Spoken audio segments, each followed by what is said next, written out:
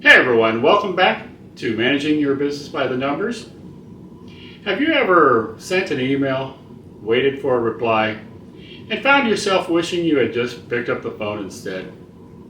Today we're diving into workplace communication styles, exploring why some methods work better in certain situations, and how to bridge communication gaps, and why the good old-fashioned phone call is still one of the most effective tools in your arsenal. If you're ready, let's begin.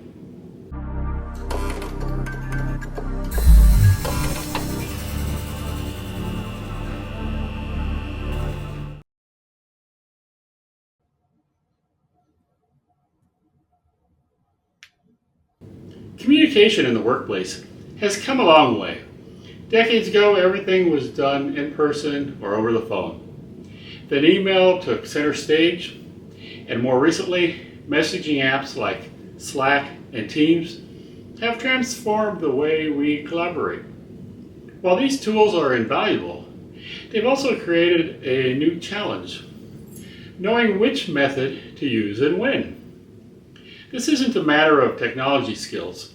Most of us are comfortable with emails, chats, and calls. Instead, it's about understanding the strengths and limitations of each method and making smart decisions about which one will get the best results. Let's talk about how to decide which method to use in different situations. Think about this like using the right tool for the job. For complex or sensitive topics, like discussing health benefits or solving IT issues, a quick phone call is often the best choice. It allows both parties to ask clarifying questions in real time and avoid the back and forth confusion that often happens in email threads. But what about documentation? For topics that need a written record, like project agreements or detailed instructions, email is your go-to.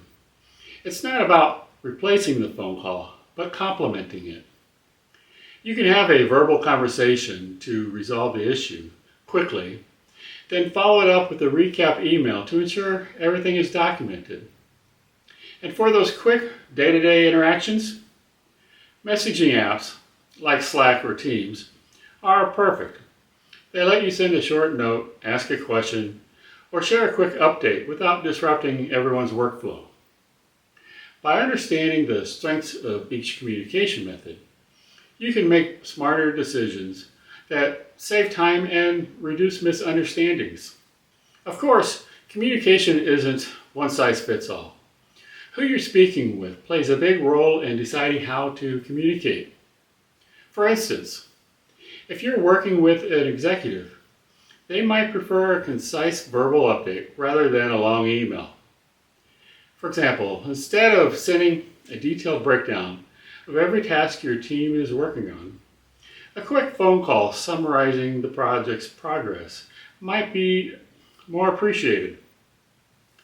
On the other hand, a junior team member might benefit from a follow-up email after a conversation to ensure they have clear instructions. Imagine explaining a new task to a team member over the phone and then following up with an email listing key deadlines and resources. That combination reinforces understanding and sets expectations. Another example is when working with clients. Some clients may prefer detailed written communications so they can review it later, while others might appreciate the personal touch of a phone call to build the rapport. The key is recognizing these preferences and adjusting accordingly. Good communication means adapting to your audience. If you know their preferences and adjust your approach, you're much more likely to get the outcome you're aiming for. When emails and texts fail, we've all been there, staring at an email thread that seems to get longer and more confusing with every reply, or sending a perfectly worded email only to have it misinterpreted. Written communication is great for some things, but it has its limits. Sometimes tone is the problem. Emails and texts don't convey tone well, which can lead to misunderstandings. Let's look at an example. Misinterpreted email. You send an email that says, "Please let me know if this task will take more than an hour to complete." To you, it's a straightforward request, but the recipient might read it as micromanagement. Why are they questioning how long it will take me? Example 2, confusing text. Imagine a text like, "Can you fix the file?" Without more context, the recipient might wonder, "What file? What's wrong with it? How urgent is this?" Or even, "Is this a personal jab at my ability to fix the file?" If you notice a conversation is dragging on in an email thread or there's confusion brewing, it's a clear sign to pick up the phone. A quick call can clear things up and get everyone back on the same page. Let's address a common obstacle, phone call anxiety. Many people hesitate to make calls because they're worried about confrontation or they feel unprepared. This is especially true in workplaces where written communication is the norm. Another reason people avoid calls is the desire to cover their assets, or CYA. They reply on emails to create a paper trail, but this can lead to missed opportunities for clarity. Here's a solution. Start with a phone call to resolve the issue, then follow up with a recap email to document what was discussed. This gives you the clarity of a conversation and the documentation of an email. If you're nervous about making calls, here are some tips to help. First, prepare. Jot down key points you want to discuss before you pick up the phone. Have these points in your hand so you won't forget them. Practice with a colleague to build confidence. And finally, focus on the goal. Remember, it's not about being perfect. It's about resolving the issue efficiently. The role of tone in communication. One of the biggest advantages of a phone call is the ability to convey tone.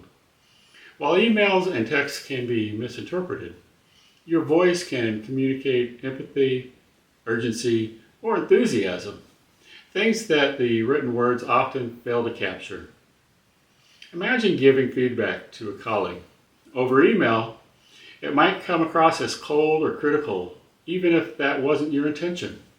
But in a phone call, your tone can soften the message, making it easier for them to understand and act on your feedback.